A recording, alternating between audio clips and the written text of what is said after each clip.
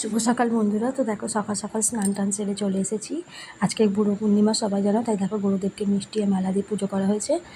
দেখো অন্যান্য ঠাকুরদেরও মালা মিষ্টি দেওয়া হয়েছে। পুজো টুজো সেরে দেখো ছেলে মেয়ে দুজনকে ভাত খেতে বসিয়ে দিয়েছি। ওরা টিফিনে কিছু খায়নি, ওরা দুটো গরম গরম ভাত আর একটা ডিম ভাজা দিয়ে ওদেরকে বসিয়ে দিয়েছি। তারপর দেখো চলে এসেছি চিকেনটা বসাবো বলে।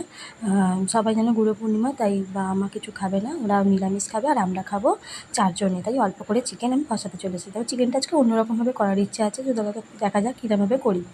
দেখো ফার্স্টেই কড়াই একটা তেজপাতা আর একটা এলাচ দিয়ে দিয়েছিলাম। তারপরে আমি পেঁয়াজগুলোকে তুলে দিলাম, পেঁয়াজের সাথে লঙ্কাও কটা দিয়ে দিয়েছিলাম, একসাথে দুটো সব ভেজে নিলাম। পেঁয়াজগুলোকে একটু বাদামি বাদামি করে ভেজে নিলাম। ভাজার পর দেখো আমি, বুঝতেই পারছো ক্যামেরাটা কেন এরম হচ্ছে, এক হাতে ক্যামেরা আর এক হাতে রান্না, তো অসুবিধা তো হবেই।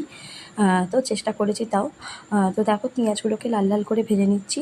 এদিকে আমি আলু আর মাংসটাকে আগেই ভেজে রেখে দিয়েছিলাম, আর একটু আদা একটু